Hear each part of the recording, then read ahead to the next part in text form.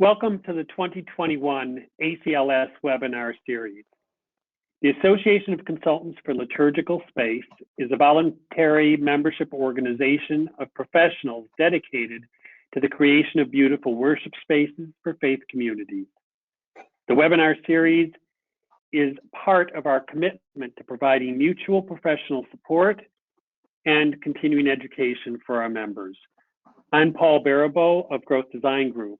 I'm the webinar facilitator for the ACLS Webinar Committee, and it's my pleasure to facilitate today's webinar. Our webinar topic today is about the architecture of eco-theology, and today's speaker is Roberto Chiotti.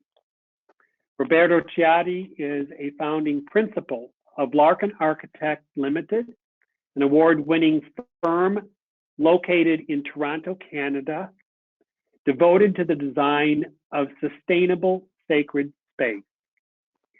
In addition to his professional architecture degree, he completed graduate studies in theology and ecology from the University of St. Michael's College at the University of Toronto.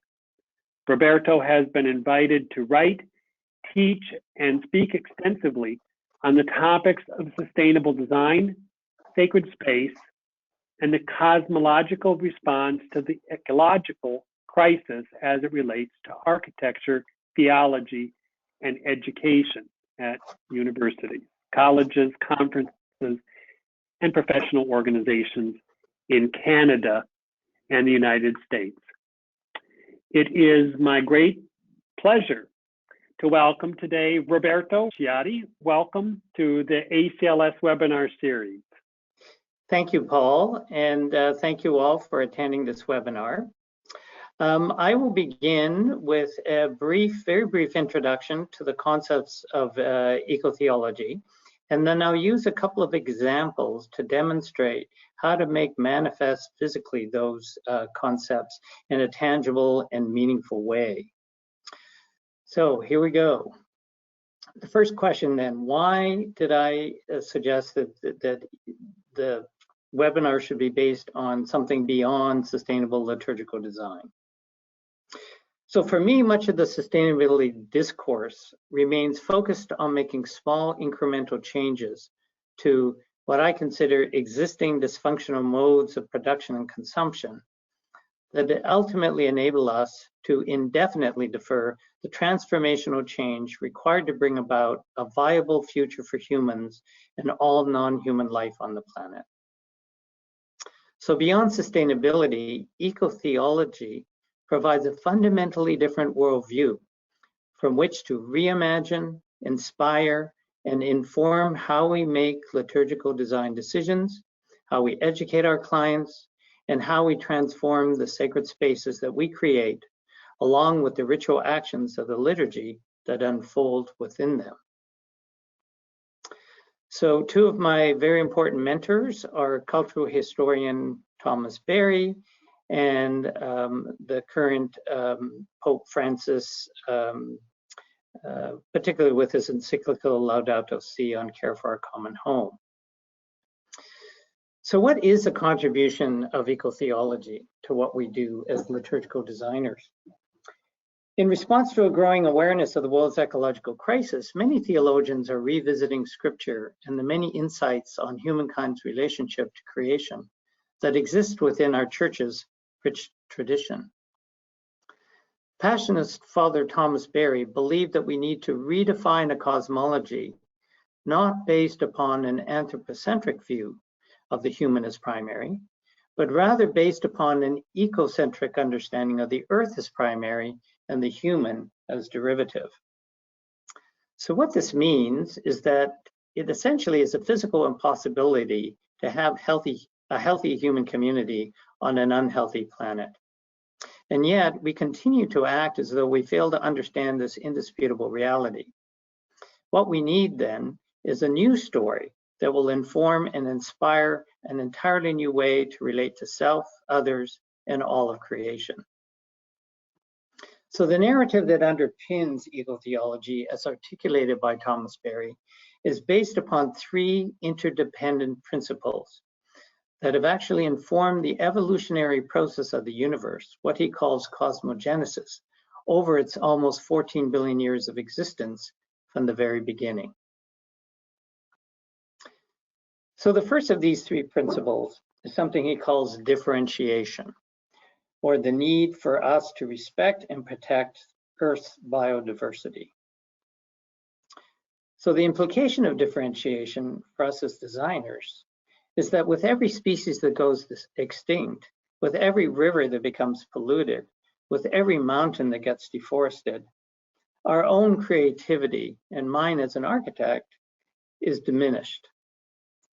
Think about it. If we were born on the moon, our creativity would reflect the desolation of the lunar landscape. And yet we take for granted the diversity of life that declares itself around us within the natural world and inspires our creativity. The second interrelated principle is this idea of subjectivity or interiority, and the need for all natural entities to be able to develop their full potential without interference. So as an architect, this means that I need to view creation as a sacred reality, that the materials and fossil fuels we extract from the natural world have intrinsic value and not just instrumental value to be exploited for the benefit of humankind. The same could be said for all the life forms that depend upon those habitats for their existence within which those resources are extracted. And the third interdependent principle is the idea of communion, the recognition of the genetic interrelatedness of all living things. The implications of communion are that as an architect, this means that the universe is not just made up of a collection of objects, but rather that it represents a community of interrelated subjects, each one a unique individual expression of the universe in that 14 years of evolutionary process. The decisions we make as designers, from the moment we arise in the morning to the moment that we fall asleep at night, have profound implications on the world around us at the local, regional, and global scales. So for me, the contribution of the Holy Father's encyclical Laudato Si on care for a common home entreats us to view economics, social justice, and ecology as one and the same conversation, in order to arrive at and embrace what he defines as an integral ecology. So the implications of this are, for me, such questions as, what would our sacred spaces look like if we designed as though our client was the earth and the ones paying our fees were merely ancillary? It's a pretty radical departure from how we do what we do. What would our design choices be if we considered the well-being of the ecosystems from where our materials were sourced? Whether or not employees associated with those choices earn a fair wage and have a safe and healthy environment to work in? What if the materials chosen are robust enough to last for generations to come? So now I'd like to start with a first example, St. Gabriel's, a new church we designed for the St. Gabriel's Passionist parish. Our mandate was to provide a new church that would embody the eco-theology of Father Thomas Berry. It was being offered to the congregation by the Passionist community in Canada as a legacy gift, meaning they were going to pay for it out of the sale, residual sale of land that was no longer needed for the new church. And it also sought to honor the long tradition of the faith community that had worshiped on the property since the 1950s, when they had built their first church on the property. So what did this mean? This meant that every design decision had to be reconsidered from first principles, considered through the lens of eco-theology and the Passionist charism. The design of the new church would have to provide a form of catechesis in and of itself, representing a cohesive Gestalt whole that educated, inspired reflection, and invited transformation. So here's a little bit of a context for the property located in Toronto. In the upper left-hand corner, the green shows the original 7.5 church acre site, which was purchased sort of mid-century, 20th century, at a time when everything you see there was farmland. And the original property was 7.5 acres, 5.5 of which were sold to a developer to create residential development in order to pay and fund the new church. So the larger drawing on the right shows the context of the church in black, with townhouses and condominium high-rise and a retirement residence surrounding it on the remaining 5.5 acres. So the retained 2-acre site in the bottom left-hand corner, according to the zoning bylaws, shows the footprint of the church that could have been built on the site in dark gray. Light gray represents everything that could be covered in asphalt for parking. And the green represents the sort of landscape buffer around the perimeter of the site.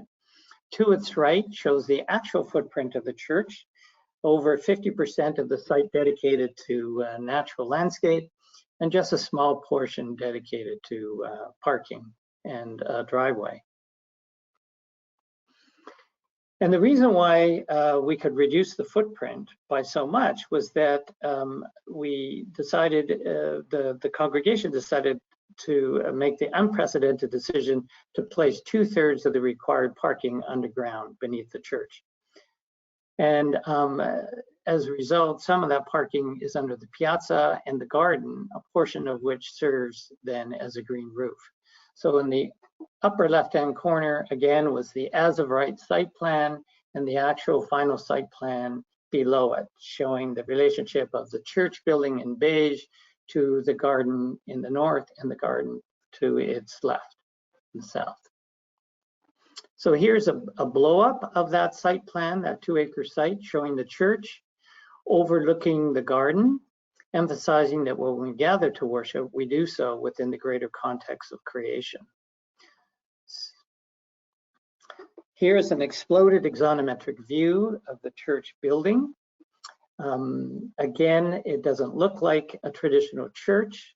I would argue that it kind of emphasizes less the sense of transcendent or vertical movement to the heavens and more the sense of horizontal movement towards the immanent presence of Christ in creation. So some of the features are the iconic south-facing window, floor-to-ceiling, wall-to-wall, overlooking the garden. And the remaining 3 walls of the worship space are kind of animated by the skylight with the colored glass.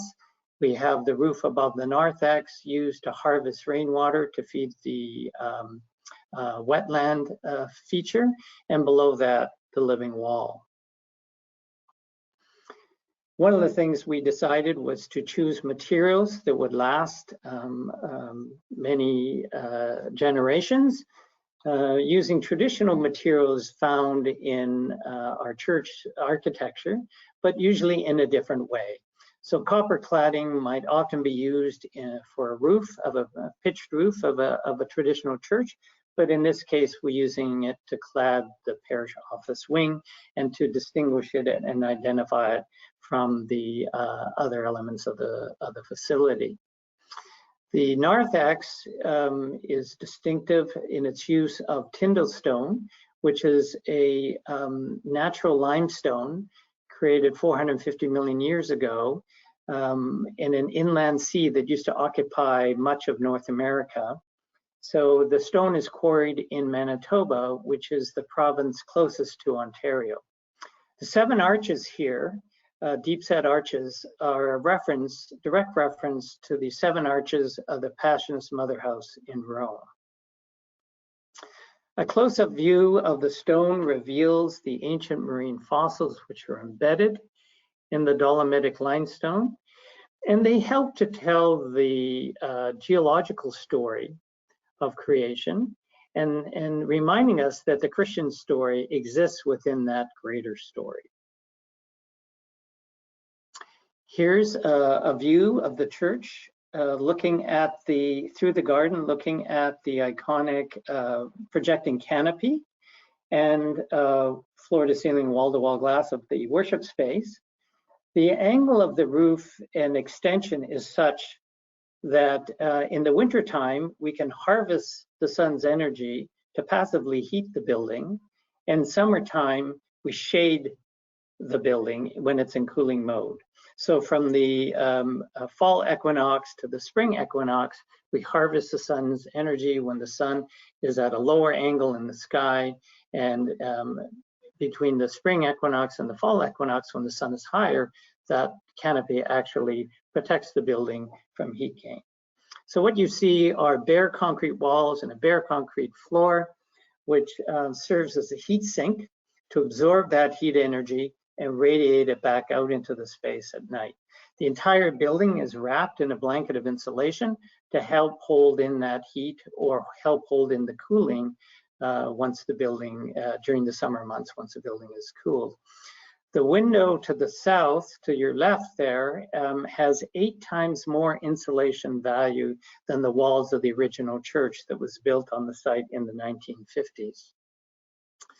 Here's a view looking down the sacred, what I call the sacred access, created by the antiphonal seating. So in the foreground, we have the altar. To the right of that, we have the presider's chair located at the same level as the congregation. And beyond, in line with the altar, we have the ambo, and then beyond that, the baptismal font and the garden. So at one end behind that photograph is the reservation chapel with a very tangible representation of Christ's presence through the incarnation, and both in the cross with the corpus and in the tabernacle. And then at the other end, we have a different understanding of Christ, the more sense of the cosmological Christ that was present from the beginning of time as God, as a helpmate of God in creating the earth. The baptismal font is located at the termini of that sacred access in front of the garden window, instead of where we would traditionally put it at the entrance to the nave, simply because we want to remind everyone that when we're baptized into the Christian community, we're also welcomed into the earth community. And what you're seeing on the left is the original baptismal font that has been salvaged from the church and brought to the new church and transformed in a way that speaks to this new eco-theological framework.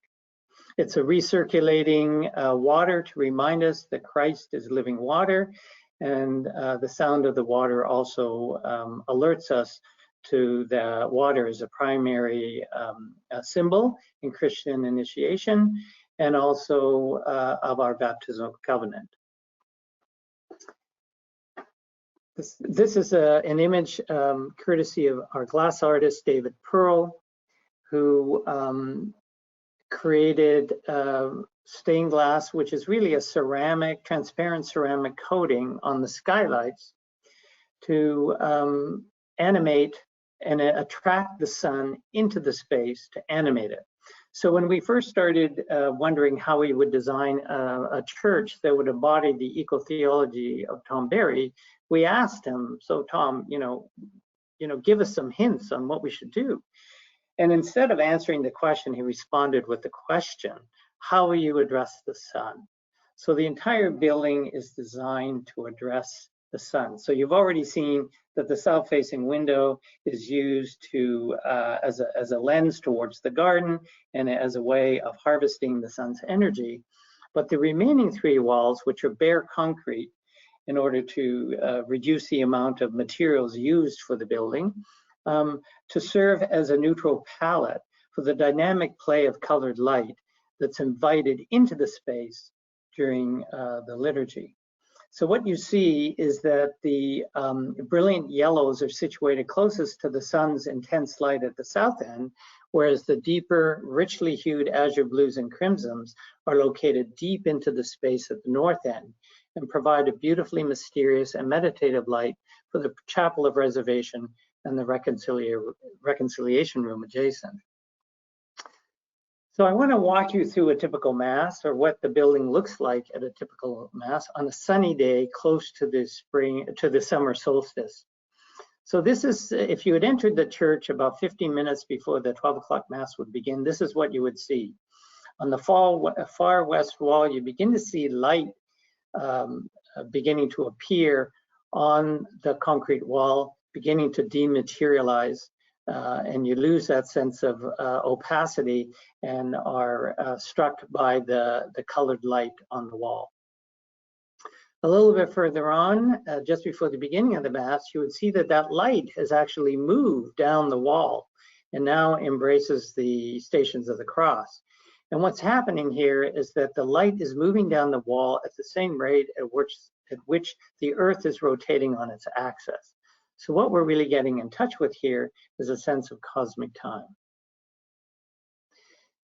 By the time the Mass unfolds, and sometime just before the Eucharistic celebration begins, that light has moved right to the bottom of the floor and totally covering the entire wall. And then as the liturgy unfolds, the light disappears from that wall and begins to move along the floor.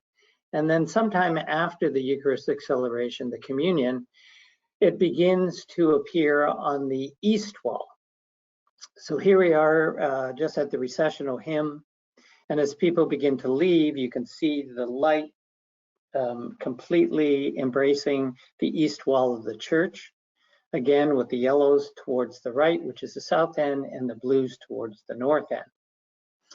Finally, you can even see as people, the last people leave, a subtle difference between already beginning to happen between these two shots. So the intensity is reducing slightly. Maybe there's a cloud that's kind of come over the sky. So what this demonstrates is that depending on the time of year, the inclination of the sun, the weather conditions, no two Masses or liturgies will experience the same liturgical environment. So it's really, really putting us in touch with our relationship to the weather. Okay, so then here's a close-up of the actual skylight, that gap between the ceiling and the walls, which has the colored glass and the light pouring down. You can also see, particularly in the image to the right, that we have dichroic lenses mounted perpendicular to the wall, which also fracture and animate the light coming in. So I'm going to now take you through time-lapse photography so you really begin to get a sense of that movement that occurs.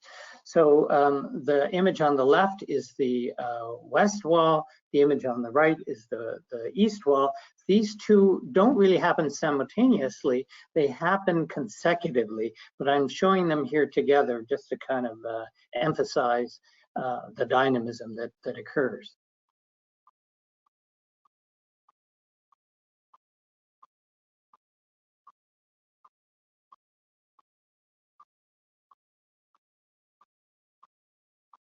Okay, so that gives you a sense. Here we are now in the narthex, and you can see that Tyndall stone has been brought from the exterior into the interior as a robust finish that doesn't require any maintenance. And the columns on the right between the arches actually take the air from the mechanical units on the roof and they bring them down underneath the floor, and we use displacement ventilation to very efficiently cool and heat the space. At the opposite end of the narthex, you see the living wall, which is a natural system that basically purifies and oxygenates the air in the space and also humidifies the air. So pollutants are drawn in through the living wall. deposited on the roots of the tree, of the plants, of the tropical plants, which are constantly bathed in recirculating water.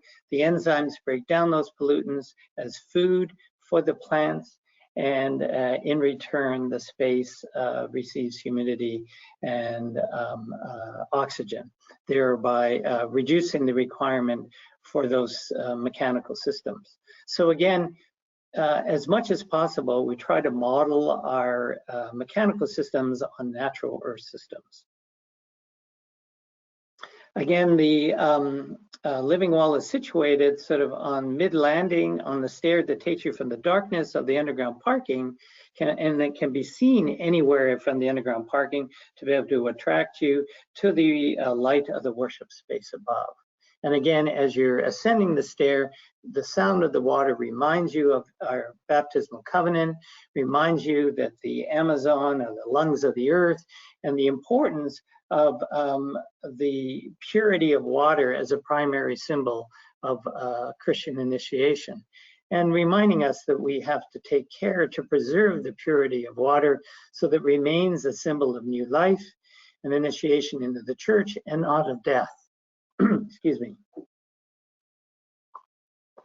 At the opposite end of the narthex, just outside the window overlooking the garden, we have the constructed wetland, which is nourished and fed by a scupper that you see above the window that basically collects the roof water during the rain, pours literally like a waterfall into the wetland. There's a control flow drain that allows that wetland to flood, where you see the rocks, to nourish and feed the plants, which are marsh-related plants. And then during the summer months, when we're in drought mode, those plants die back. Again, a reminder of the preciousness of the resource of water and how we need to conserve it and protect it. Within the garden, we have something called a pilgrim path, accentuated by a series of stations that we call the stations of the cosmic earth. So instead of the traditional stations of the cross, we have 8 stations that identify transformative moments in the story of creation, initiating with the Big Bang, and then the emergence of the solar system, of the blue planet Earth, of the rise of DNA and life on the planet. And then the last few kind of speak to the rise of the human. And in this case, at the upper right-hand corner, we're looking at station number 5, which is the rise of agriculture. In other words, the first time when we graduate from being hunter-gatherers to developing technologies that enable us to kind of control and dominate the land in a way to benefit humankind. And that is demonstrated by the sort of vertical elements on the left as being sort of stalks of plants, and then the chasm on the right. You can just begin to see a fissure in the earth to begin to reference that change in relationship between humans and the earth. Below that is a station that demonstrates our relationship to the earth, a big picture relationship. The cross is lying flat on the ground as though you would see it from the sky. And so what it's meant to do is to shift our understanding of the crucifixion of Christ to now embrace the crucifixion of the earth. In other words, the passion of Christ is now really seen to also include the passion of the earth as we begin to diminish its ability to support life on the planet. At the crossing of the 2 arms of the cross, we see a void, and within that void, symbolically and abstractly, we see the emergence of flowers, which are a symbol of hope and resurrection, that we will actually restore our relationship to the earth. Elsewhere in the garden, we took the cross from the original church and mounted it to the back of a tree, which is the new symbol of resurrection and the cross. So the image on the right shows a tree that had to be cut down for the residential development to proceed, and it was kind of remounted, and you can see, almost see, I don't know if you can see my cursor, but just above the V shape of the branches, what almost appears as a face pointing down and a chest and two arms upraised. Again, what happens is that you come to this circle, you see the wetland as a symbol of baptism, the cross as a symbol of crucifixion, and to the right outside of the picture is going to be a symbol of the resurrection. And you actually have to change your orientation, walk around and underneath the arm, one of these branches, arm of the cross, in order to get into the church. Here's a view of the original church, just pre-demolition. On the right, showing all the liturgical furnishings removed, many of the stained glasses removed, the pews all removed. And in each case, we transformed those elements and reintroduced them into the new church as part of the new story. On the left is a view through one of the windows after the stained glass has been removed to be transformed. And if you look closely at the seminary, which was attached to the church beyond, you'll see evidence of jalousie windows, which were actually designed more for a tropical environment and not the winters we have here in Canada, because the project was designed by an architect from Florida who clearly did not understand Canadian climate. Here are the stained glass windows used and relocated in the new church in different contexts. The one on the right is an image of St. Paul the Cross that would have been mounted above and beyond the sanctuary up high, is now brought down to earth, as it were, life-size in solidarity, located inside the narthex in solidarity with the parishioners, who can now be in intimate relationship with St. Paul the Cross. The one on the left comes from one of the side walls and is one of many different holy days within the liturgical calendar. So it's mounted on a carrier with casters that are otherwise stored until that time of the year. So in this case, this was brought out for Easter and is juxtaposed in front of that south-facing window overlooking the garden to again help us to kind of reframe our understanding of resurrection in the context of eco-theology. These are the doors of the original church, and as you can see, there are a number of etched glass panels. On the left a pair of doors, we see the tree of life, and on the right we see various images of the Passion. And when relocated to the new church, they take on new meaning in the context of eco-theology. So the tree of life on the left, remounted in the ceremonial front doors of the church, and on the right, associated with the reservation chapel. And through the reservation chapel, we look through those images at the sun dematerializing the wall of the west wall of the nave. This was the front of the original church, and it had a mosaic, which would be quite typical for the Passionists. One, of course, the crucified Christ with Mary and Saint Gabriel kneeling at the foot of the cross with a host of angels kind of supporting it. Each one of those individual mosaic pieces were carefully removed and resorted in order to be relocated on the surface of the emergency exit to the underground parking. And again, they represent the 8th station of the cosmos, which is the artist's representation of the birth of flowers 125 million years ago in the evolutionary process of the earth. And it was through flowers that the concentrated energy of the seeds that mammals were able to evolve, and ultimately humans. So again, this represents a sense of hope in the flourishing of diversity of life on the planet. As it turns out, the gardens of the church have, as originally conceived, have now kind of become wild and overtaken by a number of invasive species, as it naturally would have evolved. And we've made a decision to redevelop all the gardens using a form of permaculture called hugelkultur that tries to duplicate the way natural environments would evolve. So we, in order to grow food for the parish, for the poor in the neighborhood, and for the shelters that the various outreach ministries align themselves with. So all the stumps and branches that you see here were sourced after an ice storm took down a number of trees in the neighborhood, and these pieces were harvested, would otherwise have ended up in landfill. And we created these gardens and use it as a form of youth ministry and create workshops for the neighbors on how to grow pollinator gardens and fruits and vegetables that can be used. That's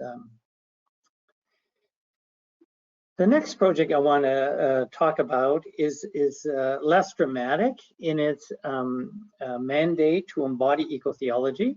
But nonetheless, so I would call it eco-theology light, as it were, but nonetheless was also meant to embrace the fundamentals of eco-theology.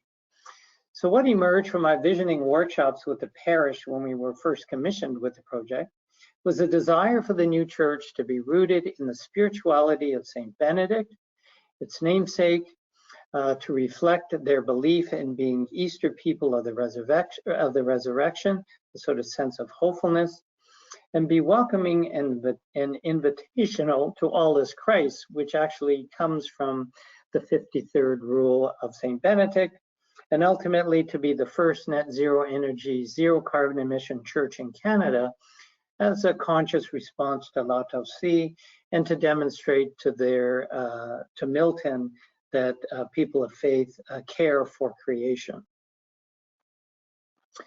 So here is Monte Cassino, an image of Monte Cassino, the monastery that Saint Benedict, the original monastery that Saint Benedict founded. And as you can see, it looks like a fortress because of when it was built during the Romanesque time. It needed to protect itself from the hordes, as it were, and to protect and evolve, through things like the illuminated manuscripts and the development of the liturgy and the the office of the monks, to kind of establish and protect Christianity for future generations. Here's an image of the escarpment in Milton, Ontario, the Niagara Escarpment, which runs all the way along the edge of Lake Huron.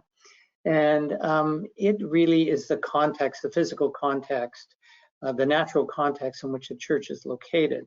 And our idea for the church was to reference and ground the church design in this context. So what you see here are the layering of the rock of the limestone and the trees that are part of that ecosystem. Here's another shot that shows all the various colors, natural colors in the rock that are part of the minerals that are deposited in the rock. So here's a view of the church, which, by the way, is still under construction. Because of COVID, basically all construction has been halted now until the spring, when the landscaping will be completed and the installation of all the solar panels will be installed. So again, what you're looking at is the natural stone, local stone used to ground the church in its context of the escarpment, and then a ribbon of light, of windows rather, so a clear story that goes around the entire building to kind of dematerialize the roof and kind of make it appear to be floating above the church. Here's a view at dusk towards the front entrance. By the way, the wing at the left is the parish hall, and the wing at the right is the parish offices, and together they project beyond the entrance to create a bit of an outdoor courtyard and an outdoor gathering space to embrace parishioners as they enter the church. So people gather from the parking lot to this sort of central access, which is punctuated by various sayings of St. Benedict as you approach the church. And above the doors on the lintel is engraved the saying, "All are to be welcomed as Christ," to demonstrate their invitation to participate in the liturgy. This is the narthex with a clear transparency to the nave. And again, we use, in addition to the local stone, which has low embodied carbon, we also use wood for the structure, and which again is a storage sink for carbon and has low embodied energy. Here's a view of the nave looking towards the sanctuary. And you can see the clear story window bringing in a lot of natural light. We do have artificial light, but you know, it's not really necessary in most cases during the day. In front is the baptismal font, again located on axis as you enter the nave, where it traditionally would be. And it's currently turned off, but it will be recirculating water, kind of like an infinity pool, again to represent Christ as living water. Again, the stone is used as an interior material. So we get 2 wides of stone with R35 insulation in between. The stone on the together, they form a very, very thick wall, again to reference the mass wall construction of early churches. And they also serve as a durable material that requires very little maintenance, and to serve as a heat sink for the ground source geothermal heating and cooling system, which uses the Earth's energy to heat and cool the building. As we move closer, we emphasize the reredos, which is actually tapered away from you to kind of emphasize that perspective movement towards the transcendent realm. We use a combination of marble and backlit natural onyx to frame the cross. At the moment, the corpus is not on the cross. It is currently being sculpted by the artist who's from Ottawa. So we try to use local artists and local tradespeople and local materials. Here's a view of the liturgical furnishings, which are all designed to complement and be set into the context of the reredos, and the simple liturgical furnishings for the presider and the deacons. Here's a view from the altar looking back towards the narthex and the entrance of the church, with a rose window at the peak of the roof of the nave.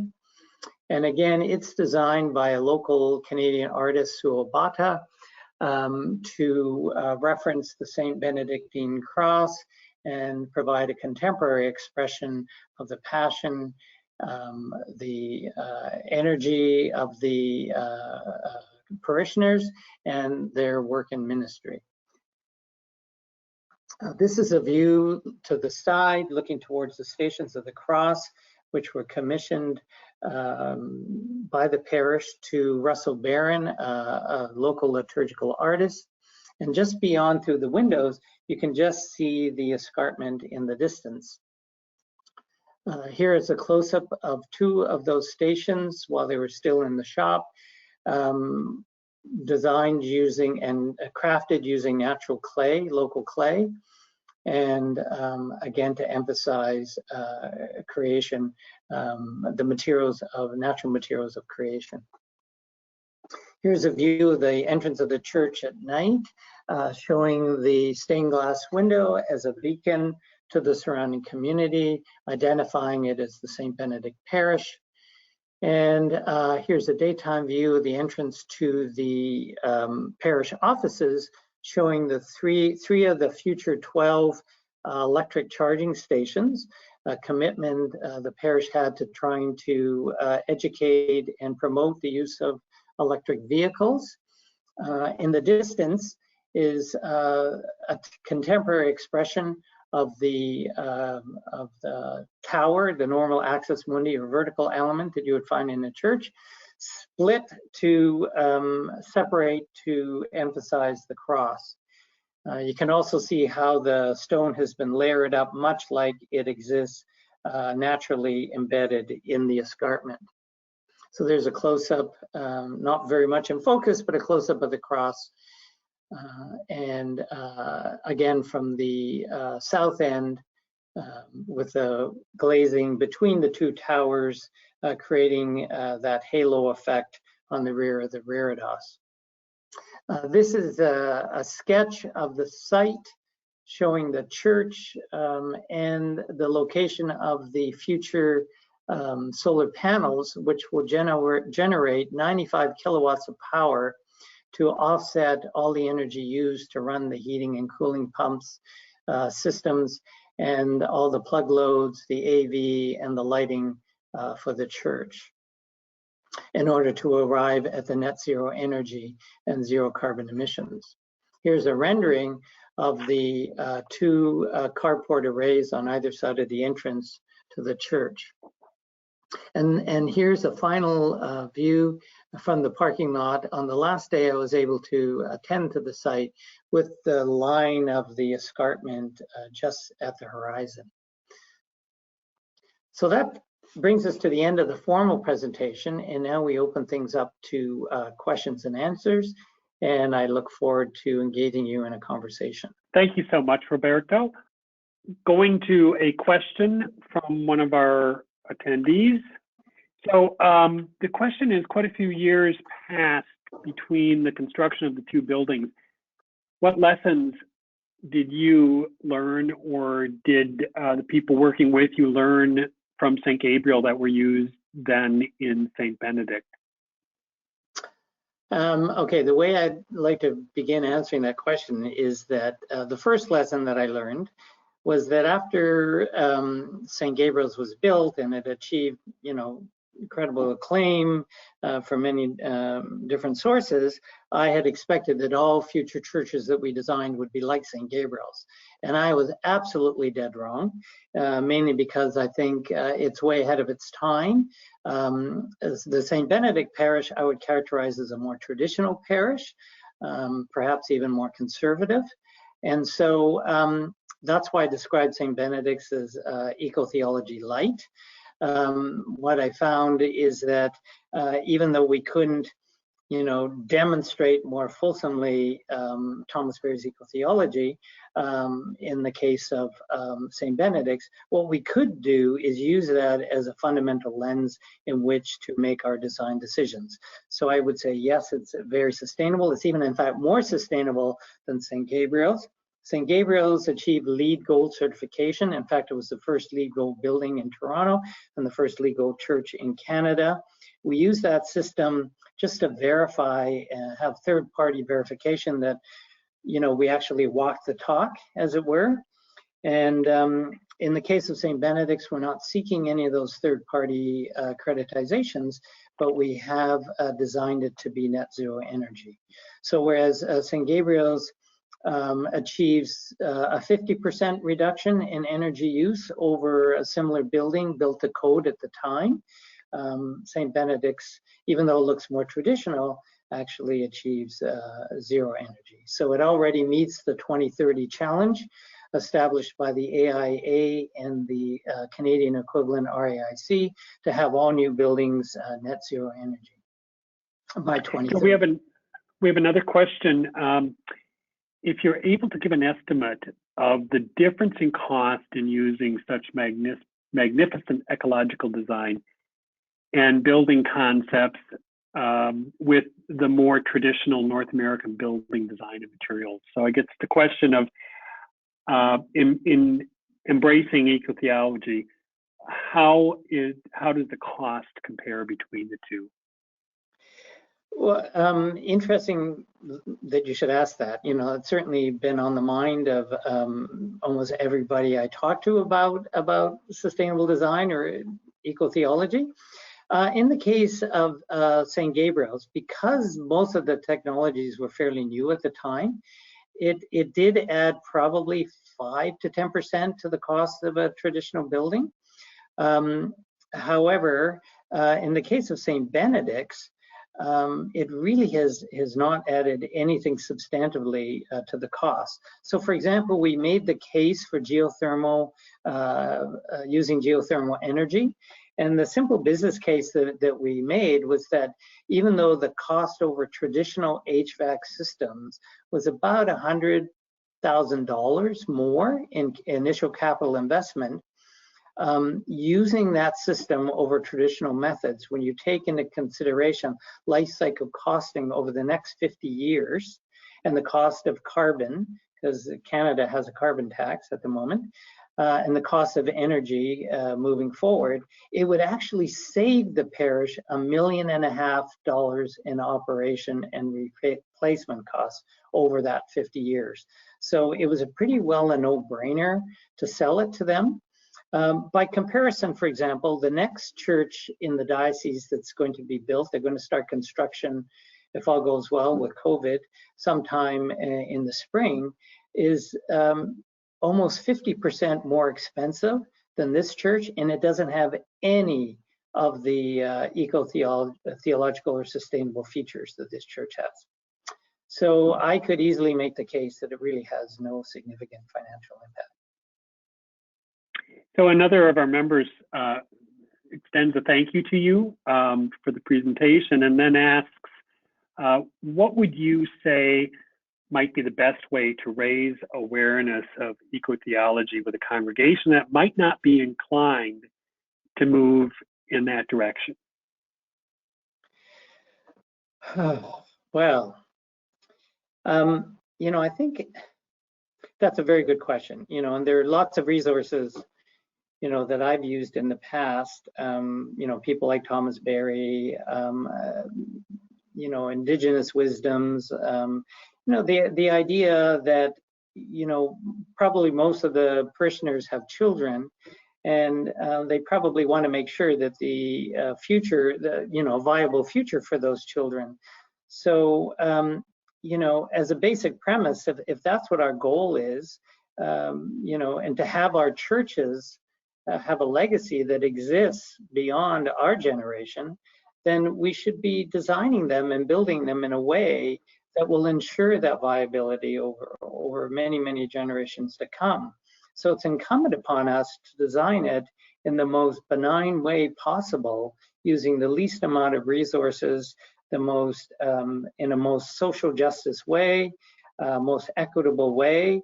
To me, that's part of our Christian story.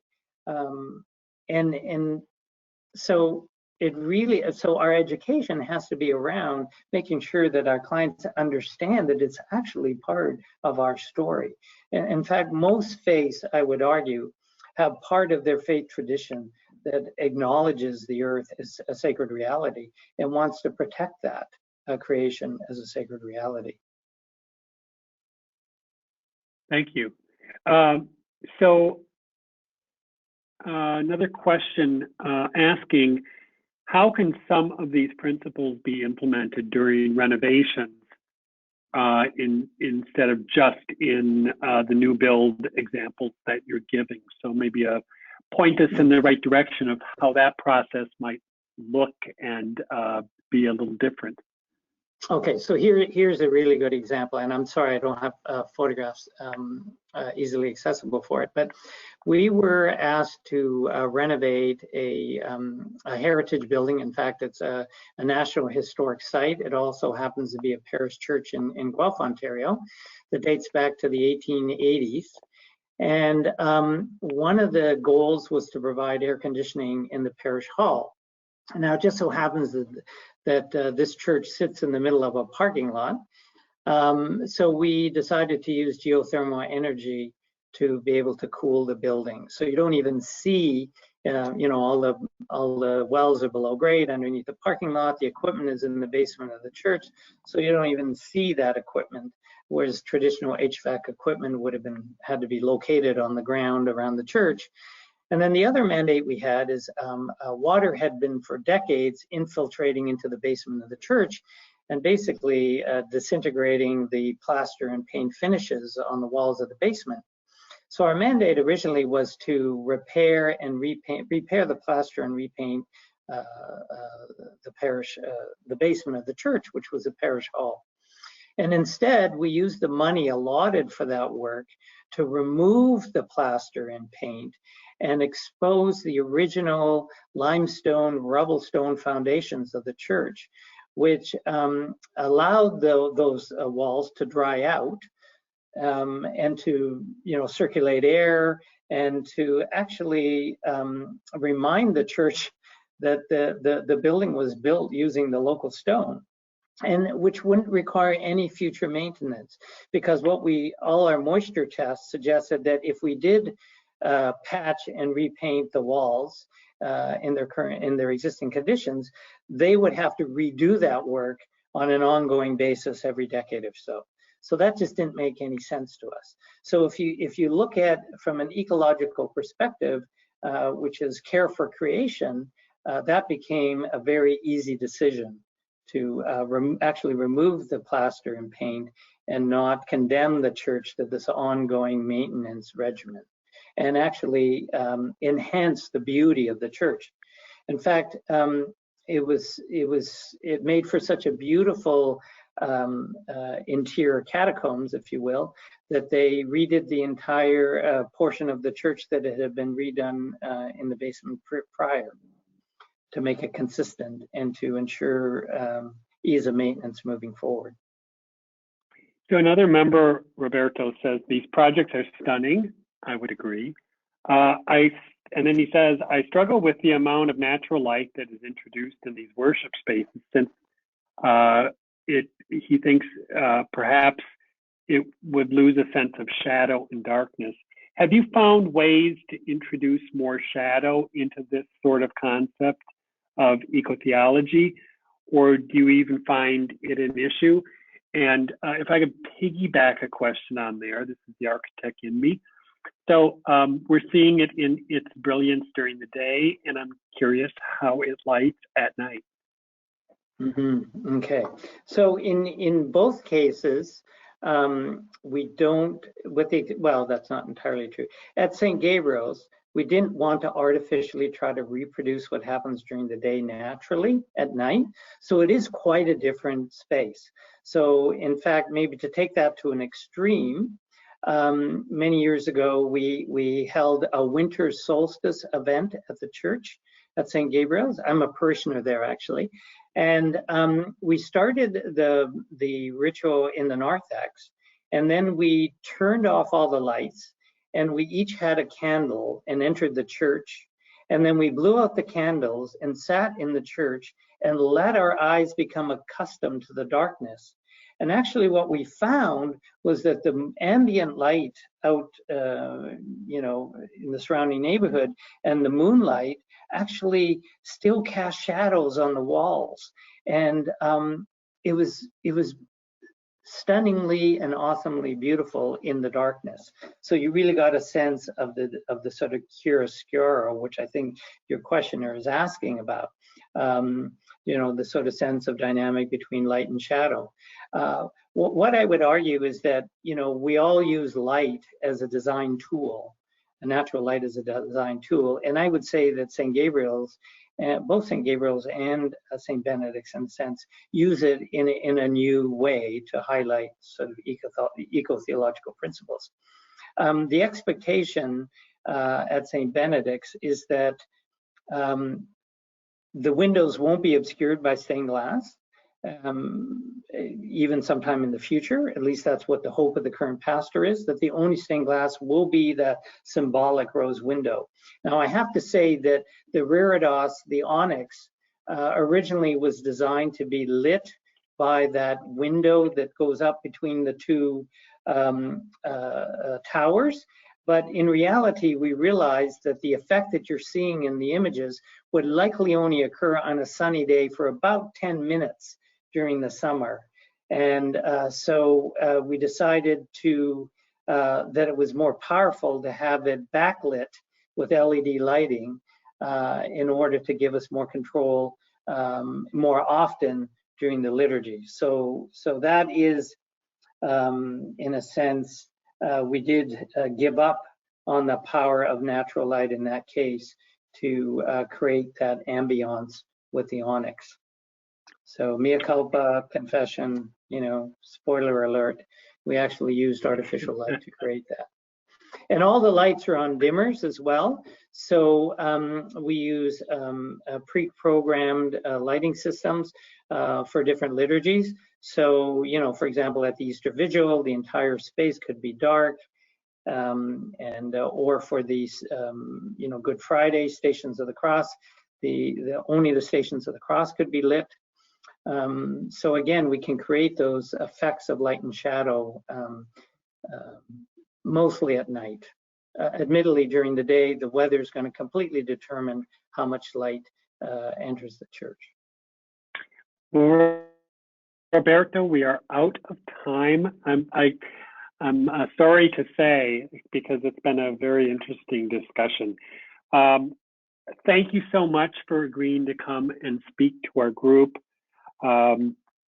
We'd love to see more of your images, and maybe in the future a follow-up when your other church has completed. So if the members attending stay on long enough, a survey will appear at the end of the webinar, where you can wait for one to arrive through email. Either way, the webinar committee would greatly appreciate your feedback through the survey. Our next webinar is on February 16th, again at the same times.